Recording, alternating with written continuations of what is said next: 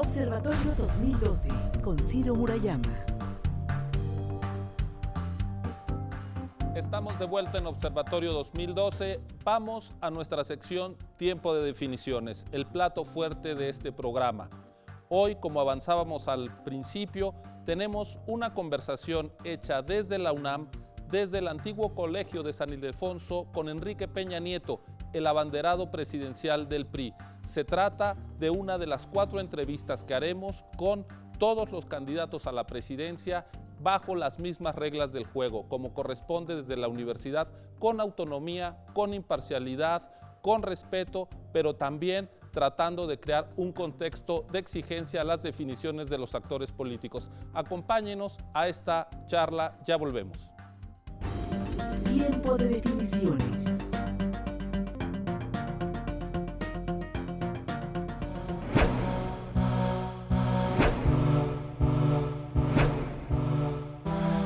Nacido en Atlacomulco, Estado de México, Enrique Peña Nieto es licenciado en Derecho por la Universidad Panamericana y maestro en Administración de Empresas por el Instituto Tecnológico y de Estudios Superiores de Monterrey.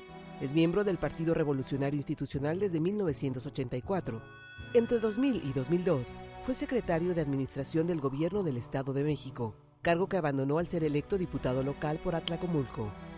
Como diputado local fue coordinador del grupo parlamentario del PRI y presidente de la Junta de Coordinación Política en la 55 legislatura del Estado de México. En julio de 2005 fue electo gobernador de su estado, cargo que ejerció hasta el 15 de septiembre de 2011. Una vez concluido su periodo como gobernador, se registró como precandidato del Partido Revolucionario Institucional a la presidencia de la República. Sí, protesto por la grandeza de México. El 12 de marzo de este año, protestó formalmente como candidato del PRI para la elección de 2012, en alianza con el Partido Verde Ecologista de México. Esta noche, en Tiempo de Definiciones, Enrique Peña Nieto, candidato del Partido Revolucionario Institucional. Estamos en el antiguo Colegio de San Ildefonso, en el Salón El Generalito, con Enrique Peña Nieto, candidato del Partido Revolucionario Institucional a la presidencia de la República. Licenciado Peña, muchísimas gracias por venir a la UNAM, por acudir a este espacio de pluralidad que impulsamos desde TV UNAM. Muchas gracias, Ciro. Es un gran honor para tu servidor estar aquí, en nuestra máxima casa de estudios, en esta sede con tanta historia y tener oportunidad de compartir algunas ideas de esta visión que vengo postulando para el cambio en México. Ya que habla usted de la historia de esta sede, aquí, a unos metros de donde nos encontramos, ocurrió uno de los eventos que detonaron el movimiento estudiantil de 68, el bazucazo sobre la puerta principal de San Ildefonso, que en buena medida significó el inicio de ese movimiento estudiantil que fue el campanazo para la democratización de México.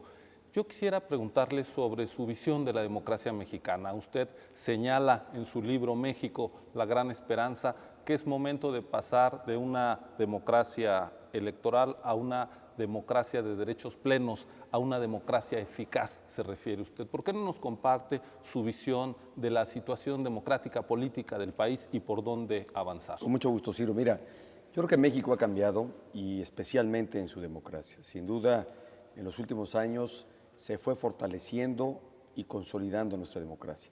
Tiene mucho camino que recorrer todavía en esta vía de mayor consolidación, pero sin duda tenemos hoy, para fortuna de los mexicanos, un país democrático, donde los mexicanos saben de la fuerza y del valor que tiene su voto en la definición de quiénes serán sus representantes y sus autoridades. Este cambio que se ha dado en la política me parece que no necesariamente se ha traducido en un cambio en la calidad de vida de los mexicanos. Tan es así que hay desencanto sobre nuestra democracia. Hay una medición conocida que está en el internet, que es el Latinobarómetro, que te da el nivel de satisfacción de una sociedad sobre la democracia que se vive en ese país. Y creo que México recibió con gran regocijo este cambio, esta transición a nuestra democracia, pero hoy empieza a desencantar precisamente por la falta de resultados. De ahí que mi propuesta justamente sea: pasemos de una democracia meramente electoral a una democracia que realmente signifique resultados para los mexicanos. Y esto significa la construcción de un Estado eficaz con capacidad para lograr mayor alcance y los objetivos que se trace un gobierno. Y señalo para ese propósito varias acciones. No sé si quieras que entremos a tanto Sí, detalle. por supuesto. Vamos a los contenidos, digamos, de su propuesta, pero quisiera yo señalar o detenerme un momento en otra que ha resultado, digamos, muy comentada, incluso polémica, que tiene que ver con el cambio en algunas de las reglas de conformación del Congreso para tener lo que usted llama una democracia eficaz. Un presidente con capacidad de acción, de ejecución, y que implica, entre otras cosas, la reducción del número de diputados plurinominales. Déjeme plantearlo de esta manera. El PRI en 2009 fue el partido que obtuvo la mayor cantidad de votos, 12.800.000 votos en esa elección intermedia de un total de 34 millones, digamos así, el 40% de los votos y tiene el 48% de los diputados. Con la propuesta que usted hace, sería factible que con una votación similar el partido que la recibiera tuviera el 56% de los asientos en la Cámara de Diputados, es decir, con el 40% de los votos asegurar el control, más del 50% de los votos en la Cámara de Diputados. Esto implica cierta sobrerepresentación del partido más votado. ¿Cómo justificamos esto en términos de defensa de la pluralidad al mismo tiempo, de preservación de esta pluralidad que hemos construido? Mira, yo creo que sobre esta base de la eficacia debemos actuar también con enorme pragmatismo, más allá, yo creo que de paradigmas o incluso de posiciones ideológicas dentro de los partidos. Mientras haya respeto a la pluralidad y espacio para la representación de las distintas expresiones políticas, creo que a la vez de lograr este primer objetivo, debe facilitarse dentro del Congreso el lograr la integración de mayorías para poder apoyar un plan de gobierno. Lo que nos ha ocurrido desde 1997, donde fue esa Cámara y desde entonces todas, ningún partido político ha tenido mayoría absoluta. Significa tener más del 50% más uno de la votación.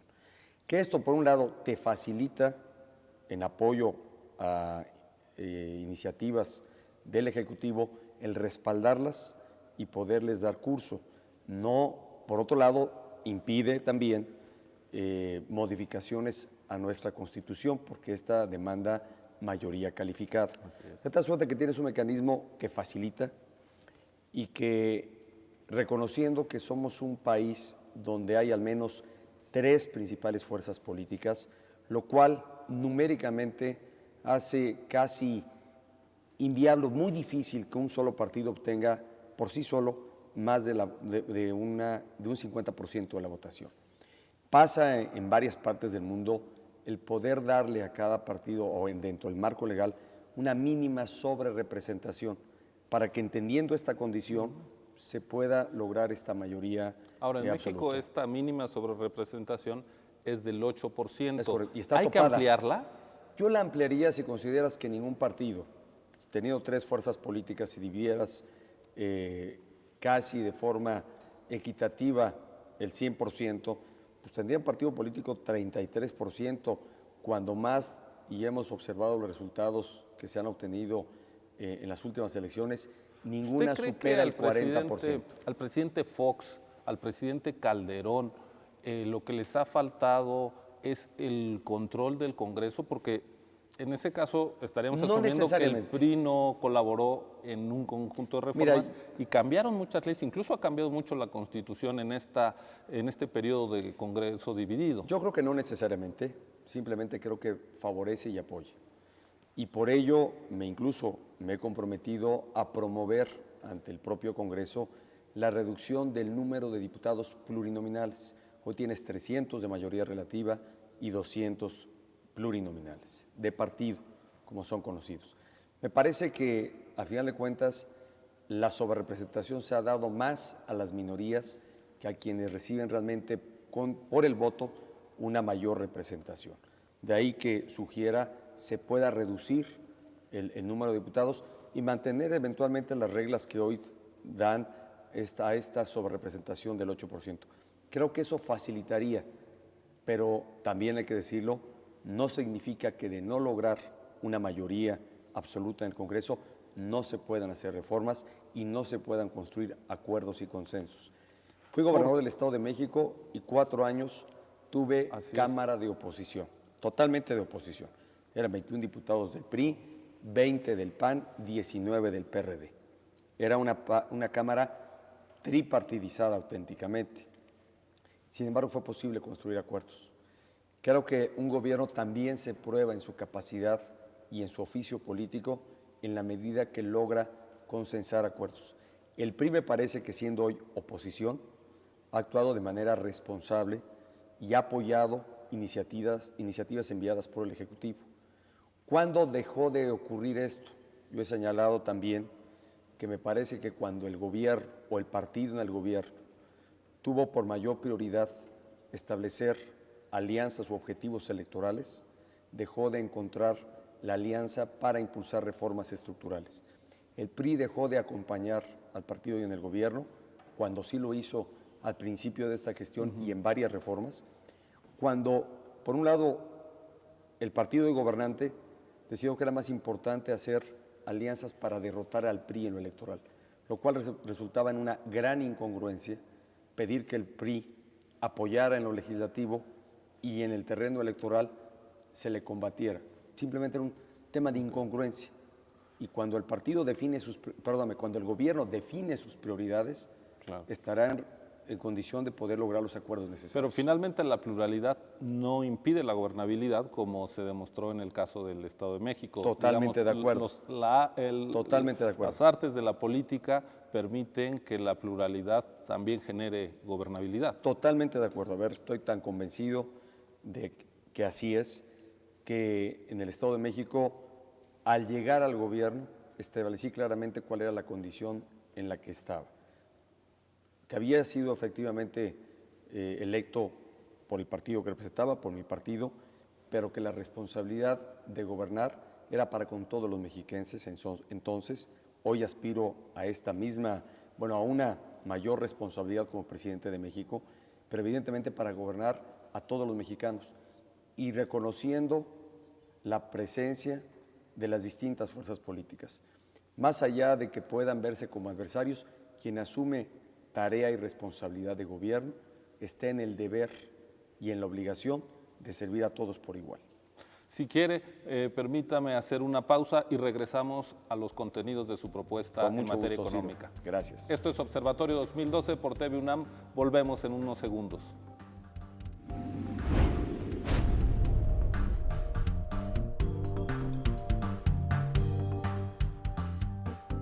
Gracias por continuar con nosotros en Observatorio 2012. Estamos conversando con Enrique Peña Nieto, candidato del Partido Revolucionario Institucional a la presidencia de la República.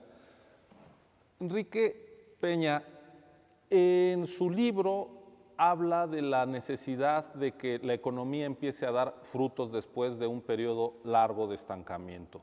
¿A cuánto deberíamos estar creciendo y cómo? Gracias, Ciro. Mira, al inicio de mi campaña en Guadalajara, hace 21 días, claramente señalé que dentro de las metas, 5 grandes metas nacionales, una para mí importante, prioritaria y motor para lograr eficacia del gobierno en la atención a otras asignaturas era lograr crecimiento económico para generar los empleos que los mexicanos demandan. México ha tenido en los últimos 12 años un crecimiento verdaderamente muy pobre, que si se contrasta con el que han tenido otros países de la región, pues ha sido prácticamente de la mitad o de 3 veces menos. Creo que México tiene un enorme potencial para crecer y podría, en mi óptica y en el compromiso que establecí, crecer al menos 3 veces más. Ha crecido en promedio 1.7. Creo que México podría crecer entre 5 y 6% al año. Tiene potencial para ello, hay que impulsar reformas, hay que tomar acciones para que realmente internamente México, a partir de esas acciones, desarrolle mayor ¿Cuál crecimiento. sería la palanca detonadora de este crecimiento? Déjame apuntarte 3 por lo menos. 3 que parten de una primera condición, mantener la estabilidad macroeconómica. Es una Este condición. gran acierto que es una condición, que es el piso, digamos el cimiento importante para partir de ahí construir. Y este es acierto de tener hoy un banco central o Banco de México que goza de autonomía. A propósito del banco, en Estados Unidos, por ejemplo, la Fed tiene lo que se llama el doble mandato, Sí. que es cuidar la estabilidad, pero también el crecimiento que Promover genera el empleo. crecimiento. ¿Usted no cree que el Banco de México debería de tener también el mandato de ocuparse del crecimiento y el empleo? Yo hoy más creo, y así lo apunto en el libro, que debe ser responsable de la política monetaria para contener la inflación. Para quedarse Y con... dejar con la que hoy tiene por la que hoy mandato, tiene. que es justamente esta, dejar más bien que el manejo responsable de las finanzas públicas permitan realmente la promoción económica. Porque evidentemente lograr la estabilidad macroeconómica demanda estas dos participaciones: el manejo responsable de la política monetaria y un manejo responsable en las finanzas públicas de la nación. De la política fiscal. De la política Usted señala, creo que con mucha claridad, cómo en México la recaudación es insuficiente para hacernos cargo de las responsabilidades que tiene delante el Estado mexicano. Yo le preguntaría, ¿IVA o impuesto sobre la renta? ¿O las dos? ¿En qué está pensando en materia fiscal, Enrique Yo Peña hablo Nieto? más bien de una reforma integral que Ok. nos permita lograr impuestos justos, impuestos que tengan dentro de la renta o dentro del ingreso de los mexicanos se cumple el principio de tener impuestos progresivos, es decir, que paguen más quienes más ingreso tengan, que paguen menos quienes menos ingreso tengan. Uno de los cuadros que usted presenta en su libro justamente nos muestra cómo se recauda el impuesto sobre la renta, sobre el ingreso en distintos países. Mientras en México es el 30%, en países con mayor equidad están del 40% para arriba. ¿Usted cree que en impuestos sobre la renta de personas físicas deberíamos de asimilar las tasas a las de la organización? Yo creo que a la más que las OCDE. tasas, y te repito, tendría que verse todo esto dentro de una reforma integral. Por Y supuesto. no quisiera establecer posición sobre una impuesto. parte, porque hay que verlo en el todo, de lo que debe buscar la reforma fiscal. Te repito, impuestos justos, un impuesto o régimen simplificado que facilite al mexicano realmente poder pagar sus impuestos. Evitar al máximo la interacción, creo yo, de la burocracia con la recaudación. En el Estado de México duplicamos nuestra recaudación al abrir varios centros para la recepción de pago donde no interactuaba con la burocracia. En lugar de tener cajas receptoras de pago, simplemente se habilitaron tiendas de autoservicio, el propio Internet, el poder pagar con tarjeta de crédito, y eso nos permitió, en lo que era el impuesto propio y del Estado, lograr una recaudación, duplicar la recaudación en el Estado. Yo creo que la reforma también debe ser promotora de mayor crecimiento económico, la reforma fiscal que deba tenerse, y es una de las acciones o de las reformas estructurales que me parece que habrá que hacer. Me preguntaste qué medidas son importantes para impulsar el crecimiento Así económico. Alentar la competencia en México, incluso creando tribunales especializados para dirimir conflictos por prácticas monopólicas. Esto favorecería que los mexicanos tuvieran acceso a productos y servicios de mayor calidad y de mejor precio. Y esto debe ser una constante del gobierno. Creo que una reforma por sí sola no logrará este efecto si no hay una constante actuación del Estado en combate a las prácticas monopólicas y promover la competencia. Segundo, crédito para el país. México es un país que tiene instituciones financieras sólidas, pero que apenas prestan el 23% con respecto al PIB o de su PIB. Brasil lo hace al 50%, Chile, que es un país más Ahora, pequeño, Brasil al 100%. tiene una banca de desarrollo que presta solo en Brasil más que el todo el Mundial, Banco. más que el Banco Mundial. ¿Qué hay que Es hacer en correcto. México para Tener recuperar una la banca de desarrollo? Yo creo que hablando de crédito, de lo que veníamos comentando, habría que lograr incentivos para que la banca comercial preste más y segundo, que el Estado tenga una banca de desarrollo. Bien señalas el ejemplo de Brasil, que por sí sola presta y tiene mayor capacidad que el Banco Mundial. México tiene que tener su propia banca de desarrollo. Hoy la que se tiene a través de esta extraña fusión, que no es fusión, pero que interactúan o trabajan en un mando casi único de Banco Mext y Nacional Financiera, pues prácticamente ¿Usted han dejado de hacer. impulsaría, digamos, una especialización de la banca de desarrollo? Sin duda, para crear distintos fondos de apoyo a diferentes sectores de nuestra economía. Okay. Lo mismo para impulsar innovación, ciencia, tecnología, incluso con capital de riesgo, que si esperamos a que lo haga solo la iniciativa privada, que debiera hacerlo, si no encuentra un incentivo para ello, difícilmente vamos a tener capacidad de innovación. Y si esto no ocurre, pues estaremos quedando a la saga de la competencia que el mundo hoy exige y que además está teniendo.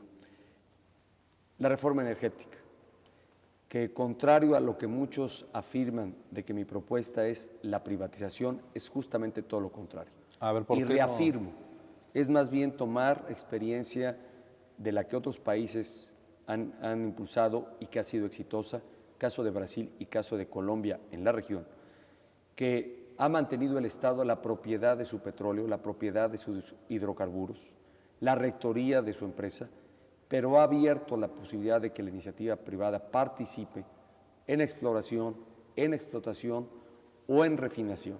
Si esperamos que Pemex haga todo por sí mismo, por ejemplo, que una empresa de capital privado construya una refinería y trabaje el producto generado por Petróleos Mexicanos, ¿usted lo vería válido, pertinente? Me parece más que pertinente. Si estás esperando tú tener tu refinería y dedicarle 10,000 millones de dólares a la construcción de una refinería, que más o menos es la inversión que demandaría, con ese dinero del Estado prefiero hacer hospitales, escuelas, carreteras y dejar que mejor el sector privado le maquile a Pemex y finalmente con esa participación. La extracción, en actividades de extracción, ¿cuál sería la participación del sector privado? Creo que también podría ser. A ver, Pemex, y creo que si revisas lo que le ha pasado, ha dedicado mayores inversiones a los yacimientos más productivos, lo que fue Cantarell, por ejemplo, que se ha venido agotando, ahí está la mayor inversión. Pero ha dejado de explotar yacimientos que en algún momento estuvo explotando, que le fue ya poco rentable seguir haciendo mayor inversión, que son los famosos campos maduros, y que realmente podría todavía lograrse mayor extracción porque hay petróleo. Si esto lo dejamos a lo mejor a la participación del sector privado para que invierta en lugar de que Pemex lo haga y que al final de cuentas sea producto para Pemex, creo que lograríamos ampliar la capacidad de explotación, de producción misma de Pemex y de refinación. Tienes en el Shell Gas otro ejemplo, otra modalidad y la extracción de gas que hoy lo estamos quemando y que además México tiene de los yacimientos probados en el mundo una gran beta que explotar. ¿Esto implica una reforma constitucional? Implicaría una reforma constitucional que además creo que la opción que represento tendría la fuerza política para encontrar los consensos para dar este importante cambio dentro de la política energética del país. Insisto, no es privatización, es simplemente potenciar la capacidad de Pemex a través de la participación del sector privado.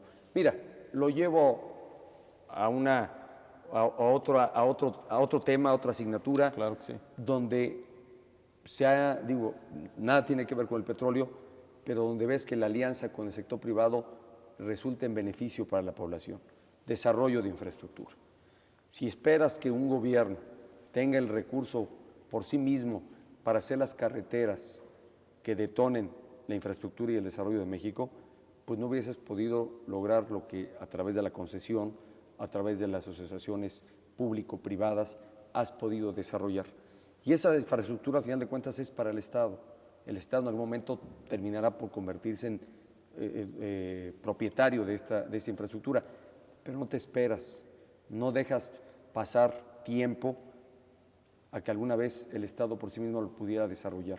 Un poco que no es en el escenario de no es en la forma de concesión, sino en las formas de asociación que hay dentro de la experiencia ya mundial, que pudiéramos realmente proyectar a Pemex con mayor capacidad productiva, recuperar la que alguna vez tuvo, y eso significa, te iba a decir, México o Pemex hoy tiene una plataforma de producción de más o menos 2,5 millones de barriles, llegó a tener 3,4 millones de barriles diarios de explotación. Creo que México podría muy bien incrementar su producción y con ello creo que con mayor mucha beneficio. claridad nos señala cómo la inversión pública y la privada no rivalizan y que Totalmente. eventualmente estaríamos viendo una iniciativa constitucional en materia energética. Esta es nuestra conversación con Enrique Peña Nieto desde la UNAM. Quédese con nosotros, volvemos en un instante.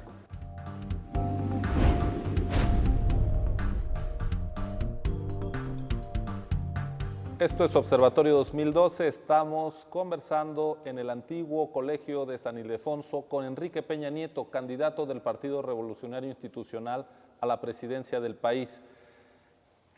Quisiera, candidato, que avanzáramos sobre un tema que es ineludible en el México actual, que es el tema de la seguridad pública. El actual gobierno ha puesto buena parte de su empeño en este asunto, sin que haya en esta tarea generado, creo yo, un consenso de Estado propiamente alrededor de las medidas que han estado impulsando. ¿Cuál sería la vía para abordar el tema de la seguridad no como un asunto de gobierno, sino como un asunto de Estado que involucre a los distintos actores políticos en un consenso? Coincido contigo que es el tema hoy más sensible entre la sociedad mexicana por la pérdida que se tiene hoy de tranquilidad, de paz, y evidentemente está ahí un gran reto. Creo que la decisión tomada por el gobierno de enfrentar al crimen organizado es correcta, pero además no es una tarea privativa de partido político alguno, es una tarea del Estado mexicano, irrenunciable y obligada por la propia Constitución General de la República. Lo que está en discusión es la estrategia que se siga para lograr mayores resultados. Creo yo que el gobierno ha fortalecido institucionalmente en la capacidad de fuerza, su Policía Federal hoy en mayor tamaño es un acierto, pero también ha habido deficiencia en otras áreas de lo que debe hacerse para combatir con mayor eficacia la inseguridad. En materia de procuración de justicia, me parece que ha habido debilitamiento institucional. En materia de administración de justicia, se impulsó una reforma en 2008 para instrumentar la oralidad en la justicia penal, que a la fecha no se ha materializado. Hemos perdido tiempo y también me parece que la inversión que se hace en materia de seguridad pública no alcanza por igual a todos los niveles de gobierno. Es decir, tienes fortalecimiento en el orden federal, pero no ocurre igual en el orden estatal y menos en el municipal. Y un elemento que es fundamental para lograr, me parece, mejores resultados, la buena colaboración entre niveles de gobierno. Y más me ha parecido que ha habido esfuerzos aislados y disputa por ver quién tiene mayores logros en materia de seguridad y que cada quien se rasque con sus propias uñas, que realmente lograr una política de Estado que integre el esfuerzo de los tres niveles de gobierno y que realmente les haga partícipes en una estrategia compartida y en apoyos económicos para su fortalecimiento institucional. Señalaba usted la importante reforma constitucional que da lugar a los juicios orales, que en buena medida cambia la manera de trabajar, de proceder de los jueces, pero también de los ministerios públicos. ¿Usted está pensando, para decirlo coloquialmente, en meter el acelerador en esta materia? Totalmente de acuerdo. Déjame referir nuevamente lo que hicimos en el Estado de México. La reforma se hizo en 2008. La propia reforma constitucional dio a los estados 8 años de gradualidad para poder incorporarla, que están corriendo. Tienes ya 4 años y es el mismo plazo que tiene el orden federal. En el Estado de México, un estado de 15,5 millones de habitantes, aceleramos el proceso. Y hoy en día tiene plenamente en vigencia la oralidad en la justicia penal. La hicimos propia en 2009 y dimos 2 años para la construcción de la infraestructura que el Poder Judicial necesitaba en capacitación, en formación y en los espacios para los juicios orales, que finalmente se logró en 2 años. En los 15 distritos judiciales del Estado de México se tiene hoy en todo el Estado instrumentada y aplicada hoy en día la oralidad en los juicios orales, la oralidad en la justicia penal. Así. Candidato Peña, usted sabe, la universidad elaboró un documento en materia de seguridad en democracia, se llama, que entre otras cosas pone énfasis en los derechos humanos y propone que el Ministerio Público deje de depender del Ejecutivo. ¿Qué reacción le suscita esta propuesta de la UNAM? Que el presidente, que los ejecutivos, incluso a nivel de los estados, no tengan a su cargo a los ministerios públicos. Mira, yo estoy más por el lado de lograr los resultados y la eficacia en la actuación del área de Procuración de Justicia, que solamente puede entenderse en mejor alcance y en los resultados que la sociedad espera cuando hay realmente una estrategia y una definición que venga desde el Ejecutivo. Creo yo Ahora, que la estrategia de la policía estaría en manos del Ejecutivo. Como lo está. Pero la Fiscalía no necesariamente. Yo creo que la eficacia, tú puedes hoy, quizá dar el paso de la autonomía en la Fiscalía, de la que se hace cargo la Procuraduría General de la República y las Procuradurías estatales, me parece más debía ser un paso posterior a que primero logres instrumentar un cuerpo institucional que actúe con gran solidez y con mayores resultados. Si tú le divides y le separas del gobierno, resultará, si aún hoy lo vemos siendo parte, abandonado, es mi óptica, y un poco rezagado y con menor inversión para su fortalecimiento, puedo imaginar lo que sería actuando de manera autónoma sin el respaldo y siendo parte del propio Ejecutivo. De ahí que antes de dar un paso en la eventual autonomía que debieran tener las fiscalías, yo estaría primero porque las consolidáramos y las fortaleciéramos. Y eso creo que se puede lograr primero siendo parte del Ejecutivo. Clarísimo.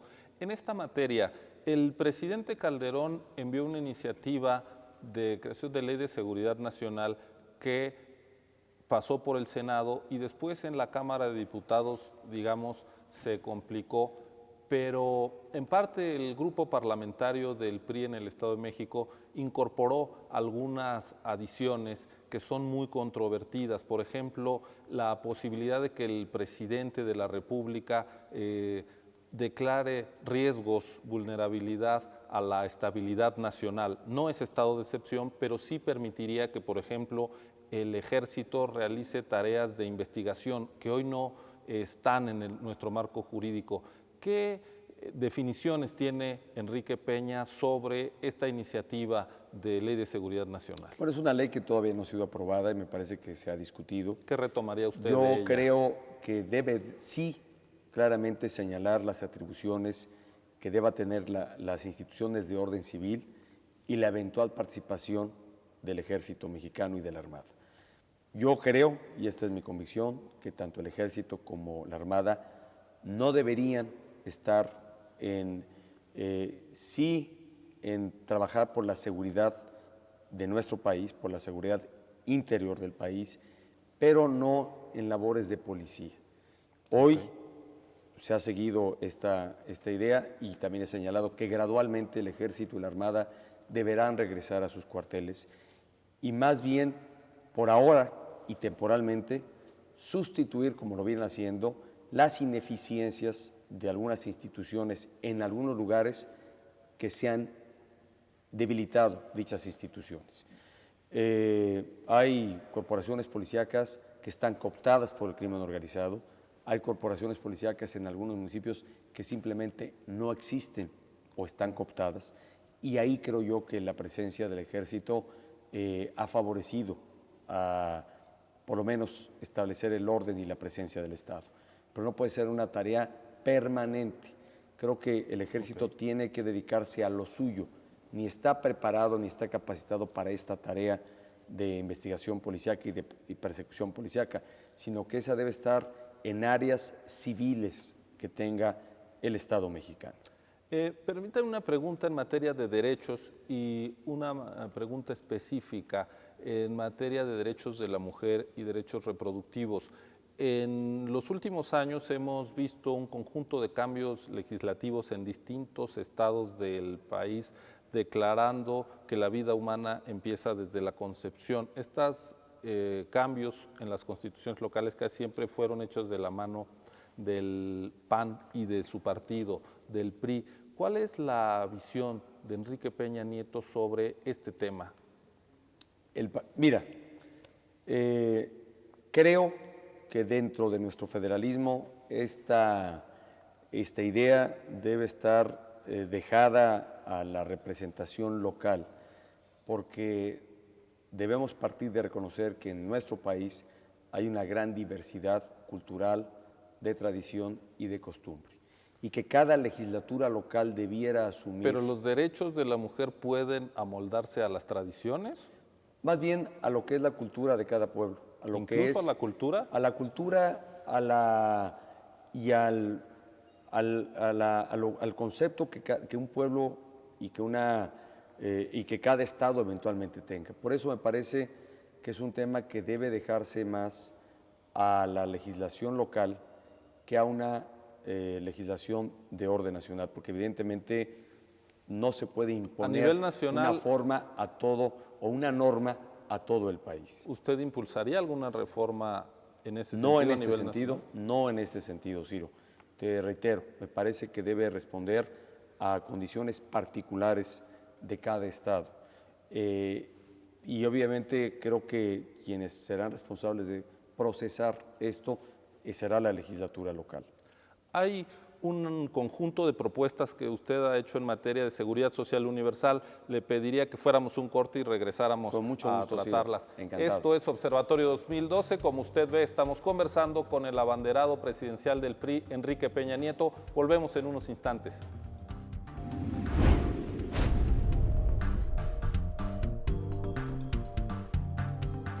Gracias por continuar con nosotros. Estamos conversando con Enrique Peña Nieto, candidato del PRI a la presidencia. Les invitamos a ver el último segmento de la entrevista que realizamos, en donde le preguntamos cuál es su definición sobre el futuro del IMSS, del ISSSTE y del Seguro Popular, si piensa desaparecerlos, porque él propone crear un sistema único de salud. También le preguntamos sobre sus definiciones en materia de la legislación de radio y televisión y finalmente si está considerando la creación de un gobierno de coalición. Vamos pues a este último segmento de nuestra conversación.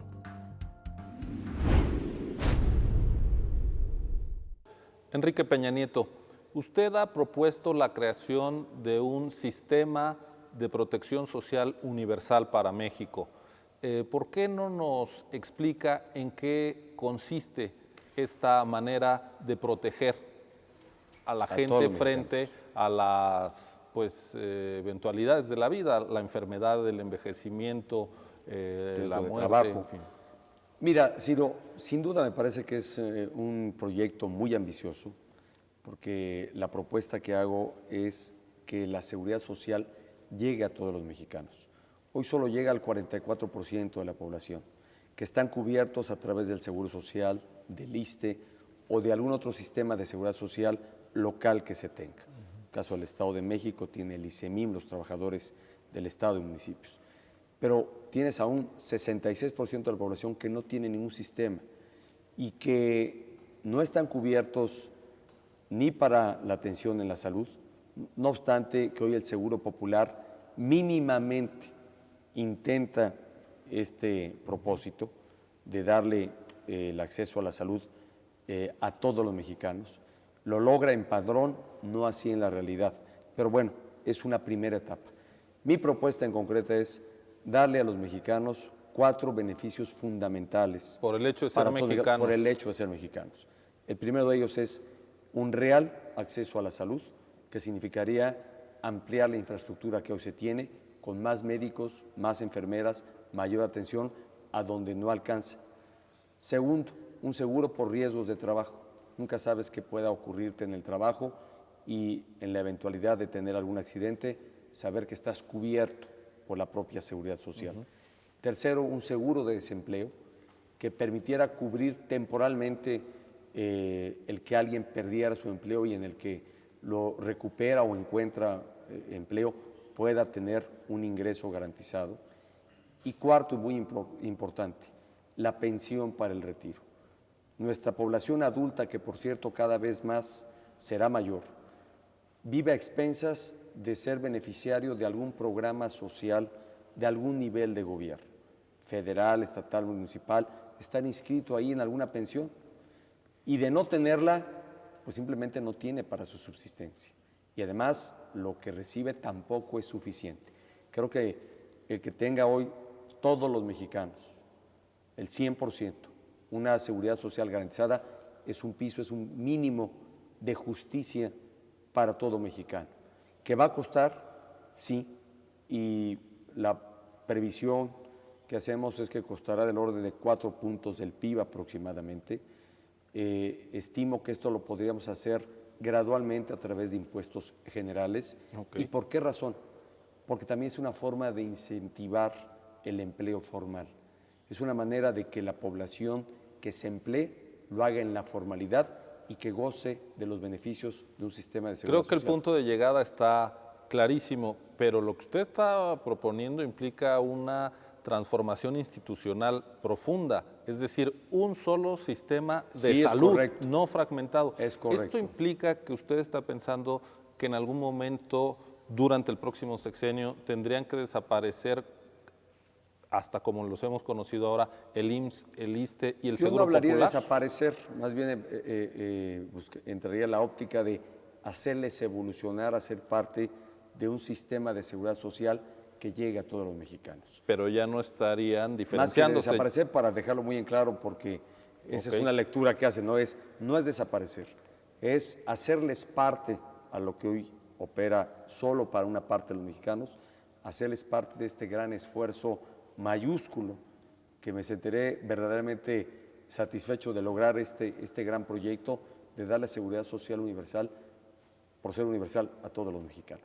Ok, pero sería un solo sistema de salud. Un sistema de ya salud no integral. Los múltiples. No pulverizada la seguridad social. De acuerdo. O fragmentada, porque más que pulverizada está fragmentada, así es. Quisiera yo preguntar sobre un tema que está en el ambiente y que tiene que ver con que usted, dicen sus detractores, es un candidato construido desde las empresas de la televisión privada. Yo preferiría entrar al terreno de las definiciones en materia. Usted habla de la necesidad del desarrollo tecnológico y eso pasa por los medios de comunicación. Desde 2007 la Suprema Corte de Justicia declaró inconstitucional parte de la llamada Ley Televisa y el Congreso no se ha puesto manos a la obra. ¿Qué está pensando en materia de ley de radio y telecomunicación, de telecomunicaciones? Yo creo que hay que alentar la competencia, Ciro. Hay que alentar la competencia precisamente para dar la opción a los mexicanos sobre las alternativas a las que tengan acceso para el entretenimiento, para la información. Hay que abrir. Y lo mismo para las telecomunicaciones que para otros ámbitos de la economía. Insistiendo en la necesidad de promover, y quiero ser un gobierno que sea promotor de la competencia para darle a los mexicanos opciones en calidad, en precio y diversidad. ¿Cree usted estaría enviando una iniciativa que llene este vacío legal que tenemos en materia de radio, televisión y telecomunicaciones? Yo creo que tanto en la radio como en la televisión hay que abrir a mayor competencia, hay que buscar que llegue a los distintos lugares y apartados y que se genere también competencia en las distintas plazas. Creo que, te reitero, para las telecomunicaciones y todos los otros ámbitos, quiero ser el gobierno de la competencia y está en mi claro. compromiso. No quisiera yo que termináramos esta conversación sin hablar del momento político que vive México. Usted está en campaña, está compitiendo con otros 3 candidatos presidenciales. Y hablábamos al principio de la importancia que ya tiene el Congreso de la Unión. Si su partido no tuviera mayoría y eventualmente usted ganara la presidencia, ¿qué tiene que decir acerca de esta propuesta de gobiernos de coalición? Mira, yo estoy convencido que la coalición, más que ser un fin en sí mismo, se materializa bajo distintas formas. Hay quienes están en favor de los gobiernos de coalición, que me parece es un atributo más de los regímenes parlamentarios que de los regímenes presidencialistas como el nuestro. Creo yo que dentro del régimen presidencial es posible la construcción de acuerdos que, más que tratarse de gobierno de coalición, es de construcción y de consensos. Y se ha logrado y se ha podido. Yo al principio de mi exposición o de esta entrevista te compartí de la experiencia de cuando fui gobernador del Estado de México. Y un gobierno que triunfa, una opción política que triunfa dentro de un régimen presidencial como nuestro, te reitero que está en la obligación de gobernar para todos y con todos. Y cuando hablo de hacerlo con todos, me refiero al respeto que debe mostrar y tener invariablemente a las distintas fuerzas políticas. Estaría pensando más bien en acuerdos puntuales, por ejemplo, en acuerdos muy puntuales, y creo que es posible. Lo tengo por experiencia y además me resulta difícil que en un régimen presidencial se puedan crear un gobierno de coalición. Lo tienes en la Cámara de Diputados, imagínate a la Cámara o en al Congreso de la Unión con sus 2 cámaras, donde están representados todos los partidos y de por sí que les cuesta mucho trabajo tomar definiciones. Siendo parte o así, si tal lo extrapolaras a lo que fuera el Ejecutivo, creo que lo complicaría más todavía la tarea de hacer gobierno. Entonces, un pacto permanente con un partido para gobernar no lo está pensando. Yo más bien creo que el partido que obtenga el voto mayoritario de la sociedad debe gobernar y debe hacerlo buscando invariablemente los acuerdos, los consensos con las distintas fuerzas políticas para impulsar los objetivos y políticas que se trace para promover el desarrollo de México. Enrique Peña, muchas gracias por venir a este espacio de la universidad, este espacio plural, como los demás candidatos. Ha sido bienvenido. Le agradezco mucho su disposición por estar aquí en este espacio de la UNAM. Ciro, muchas gracias. Ha sido un gusto estar aquí contigo. Al contrario. Muchas gracias.